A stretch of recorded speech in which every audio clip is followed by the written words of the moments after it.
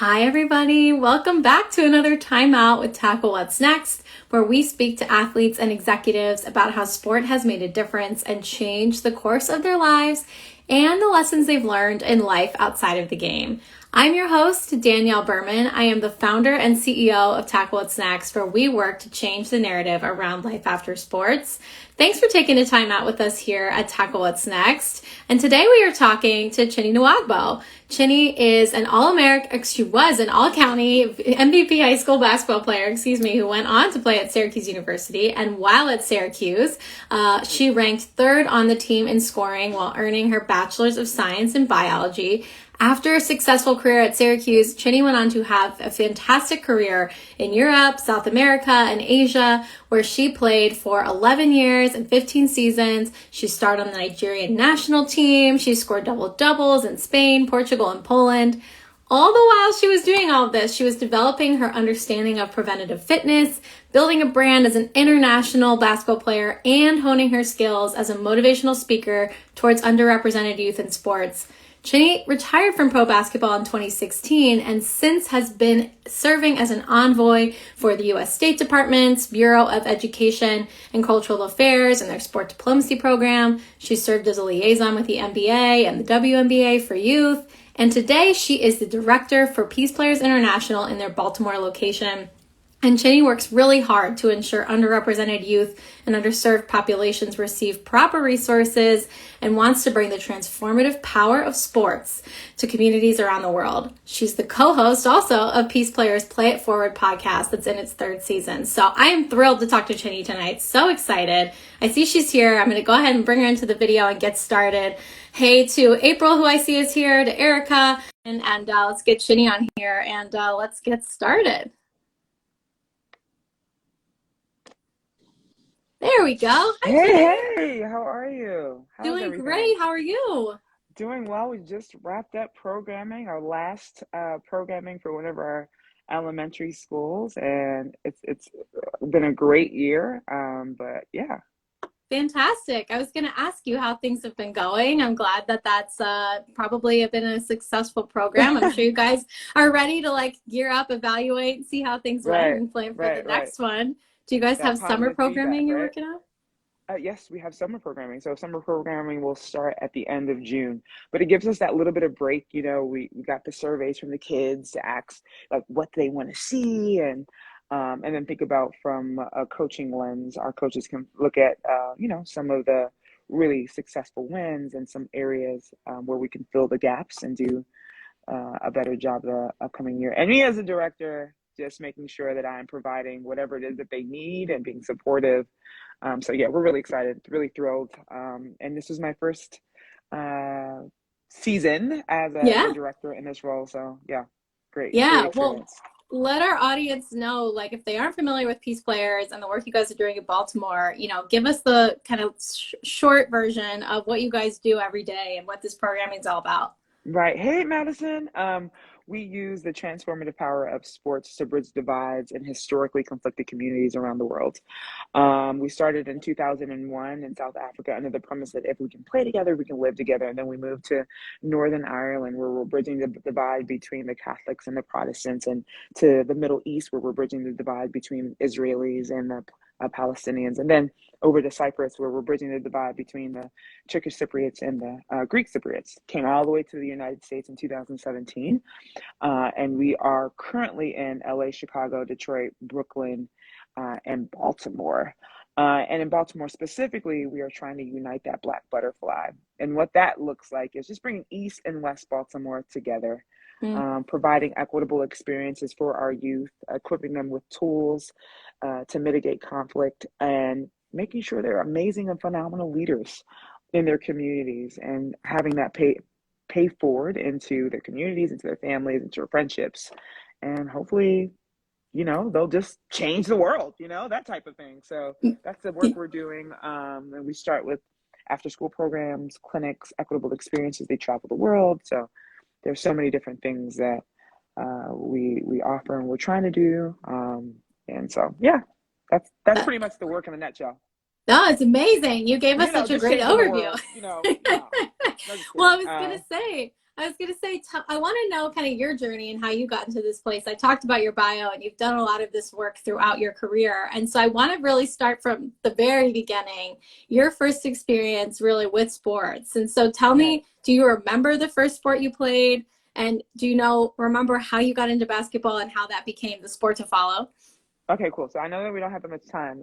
First sport that I played was actually basketball, but as a child, the thing that I loved the most was going outside and playing. My dad used to be a track star, and so running was my favorite thing. We used to race him, and he used to beat us every single time. But my first exposure to organized sports was basketball, Okay. and I started at 12 for a little bit, but I was full blown at 14. And that was in high school, right? All the other girls had been playing but way before me, and so I had to get acclimated to the sport. Mm. But what I had in my arsenal, in my toolbox, was that I was 6 feet tall, and I could catch the ball with one hand, and I could touch the rim. And so the skills just needed to be developed. And I had a coach who believed in me and lit a fire in me that, I mean, it's in the day. So sports has impacted my life so I'll leave it there and I'll let you ask me the next question. Hopefully I answered your question the way you hopefully I answered the questions you asked me, but yeah. Yeah, no, absolutely. It was a great segue. And you had mentioned, you cut out just a little at the end there, but you had said sport had made an impact on you tremendously. And I'd love to hear, in what ways did sport make that impact on who you Right, are today? right. So I mentioned that I had a coach, his name is Coach Clark, Walter Clark, who changed my life for the better, I think. I was able to take from basketball these core characteristics, right? These core values that transcend past the court, being on time, almost like our core values, seeing people as people, that inside outside transformation, and that culture of collaboration, having that indomitable will to succeed, believing in yourself, that confidence that you exude when you can learn a skill and a move, and you can apply it to a game. And then just, I think the biggest thing, and someone asked me what's the best advice I got in my life, and it's not an adage or any type of words, but it was just the fact that my parents believed in me and who I am as a person, and sports fine-tune that. Sports sharpen Mm, that for me. And so anywhere I go, I know who I am in that space and I can find my way. That's what sports did for me. It gave wow. me a platform to have a voice. It gave me a platform to know how to believe in myself. It gave me a platform when I'm in a foreign country by myself. I don't know how to speak that language, that I can figure things out and I will be okay. Mm. That's what it did for me. Yeah. Yeah, it's a great question because I was going to ask, what was it like to be isolated in these places where you didn't really know anyone besides your teammates that you were getting to know? Maybe they spoke the same language as you, maybe they Right. didn't. But I Right. love that you mentioned that sport really just took who you were and gave you the platform to really be that person, because I Exactly. think that's not how a lot of people think about it. Is they take sports as their identity and they say, this Right. is who I am. This is what's valuable about me. So I love that you have this different approach of, no, no, no, I am Chinny. This is who I Right. am. Right. Sport is just a way that I can express my talents, my skills, Right. my abilities. It's just an Right. expression. It's not who I am. It's not everything. So I Exactly. love that that's something that you were able to use sport Right. for sure. Right. What sport does is heightens who you are, right? It's not who I am. It brings out more of what I have, those qualities within me. And once you have that, that's what you need to have to be successful in every area, right? Because sports don't last forever, right? Mm. So you need to be able to understand why it's been presented to you, what you're there to learn, what you're there to improve upon, and then use that in all different areas of your life. So yeah, I'm with you. Yep. Yeah, no, super powerful. And I wanted to keep going through your journey a little bit because you obviously did leave sports and have to find Mm, this next chapter for you. So can you talk to us a little bit about that experience for you? Clearly you have the right mindset about what sports could do, but right. how did you go from professional basketball player to now working in the kind of sport for development space? Was it easy? Was there kind of things that you did that you were like, well, I shouldn't have done that, or maybe I'm glad I did that? Can you talk to Right. us a little bit about that Right. It experience? was not easy at all, right? That transitioning period. And I think a lot of athletes, professional athletes, can probably speak to this. And I can't speak on behalf of other people, but it's a space that gets really lonely and you get really Mm. down because you're trying to sit and make this transition into the corporate world, nonprofit world. You're trying to get people to understand, look, hey, I have value. And instead of saying, Well, not instead. Most of the time, they'll look at your resume and say, "But where? Like, how does that apply? How is this Mm-hmm. applicable to the job that you're applying for?" And so what it took was me understanding that this was going to be hard. Me going back to that person, that girl that I was when I was 14, and understanding, look, you don't know anything about basketball, but what you do know is there's people around you. There is a team around you that's willing to support you and equip you with the tools you need to be successful. And so that was the mindset I went back to. I think a lot of athletes will finish their careers and think, all right, I paid my dues, so now I get this. No, it's just like you were when you first started that game, right? You got to go all the way back to the start. You got to be really humble about it. And Mm-hmm. so what I did was in that space, because you get down a little bit, you're trying to figure out what you're trying to do, and then once you find what you're trying to do, all I started to do was like be a maniac on LinkedIn and ask for informational interviews. And then I acquired a mentor who's been phenomenal. And I found people who were doing the type of work I knew that I wanted to do. It did not come easy. There were a lot of jobs that I would be in, and I'd be like, okay, understand that this is the stepping stone to the next part of your life. You need to go through that. You need to do the right hand dribble with it, you know, Yeah. for 3 minutes a day, every single practice. You need to run these lines. You need to work on your layup, because that's the only way you're going to get better. That's the only way you're going to get to that expert level. And so, long story short, there were a lot of years, a lot of growing pains. I was able to retire in 2016 from playing in Israel. Got an amazing mentor. Got the opportunity to work in NBA China for a couple of months, and then that stopped. And I worked with the New York Knicks, and I worked with the NBPA, all in that youth development space with Atlanta Hawks. I was turned down probably about 27 times in Mm-hmm. interviews with NBA teams and sports teams and all these other people who, again, it's not their fault, right? They can't see how those core characteristics translate into corporate world, because that doesn't make any sense to me. And so what I did was I equipped myself with people who knew how to take what I did as an athlete and translate that into words when I'm sitting in an interview that makes sense to that interviewer, right? Mm-hmm. How to Yep. quantify what I did as an athlete and how to make sure that it spoke to that job or that whatever that it was that I wanted to do. And Mm-hmm. I just got better at it, right? And so from then on, I saw this opportunity with PeacePlayers as a coordinator, and I thought, well, they're doing everything I want to do all under one umbrella. So I'm a sports envoy. I'm traveling the world. I'm working with these different NBA teams. I'm a trainer. I've got all these bits and pieces, all in different parts.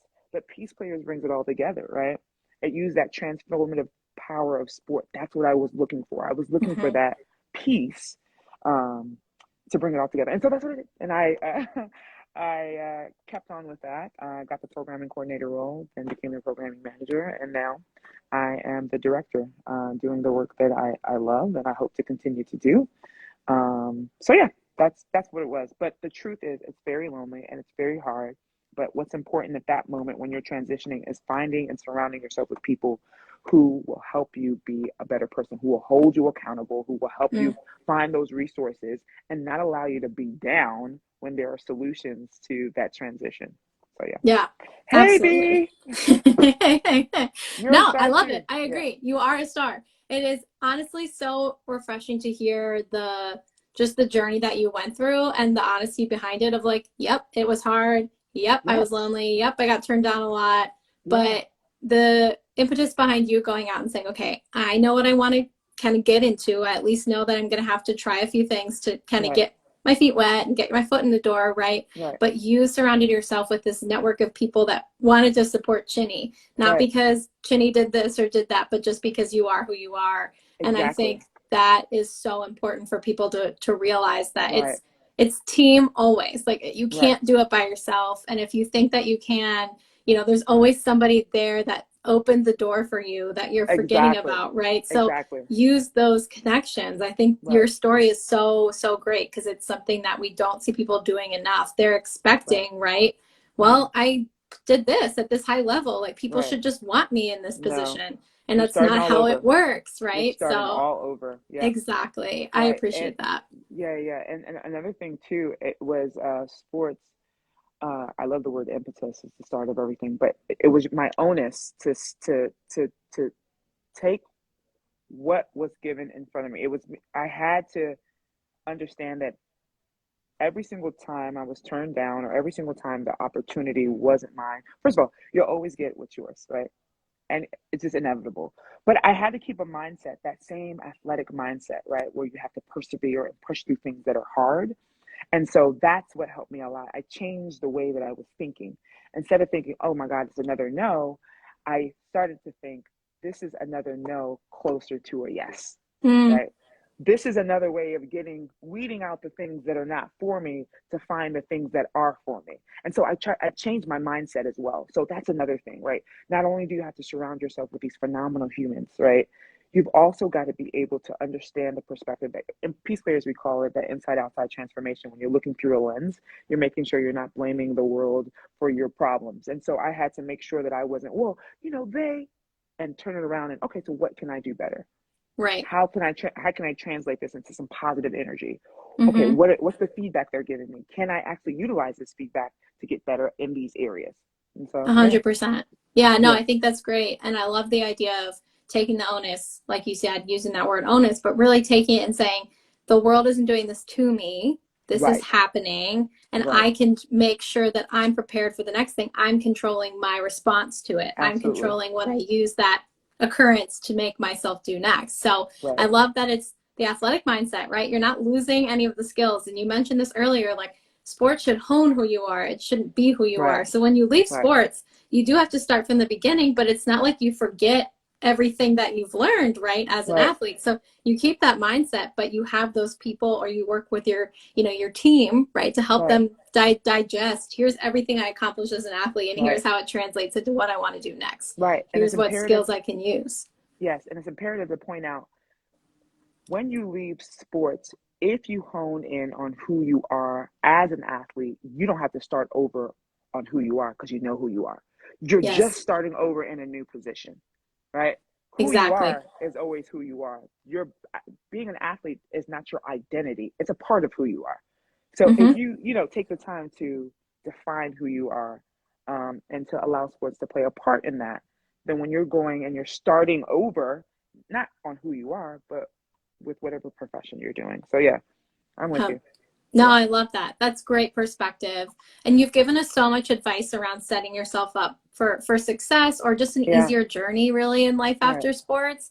But I want to talk about some of the community work that you're doing and the really you mentioned the power of sports, how we see a lot of athletes with platforms trying to make a difference. And I'd like to kind of hear your advice for maybe someone that's starting out. Maybe they're not really sure. They haven't used their platform very much for impact. You're doing work right now with a great organization that's working with young people to use sport as a tool for change. But if someone's listening right now and they're a college or a professional or an amateur athlete in any way, and they're like, Mhm. hey, I have a platform, I feel like I could do something, but I don't know where to start. What advice would you give them on in that front?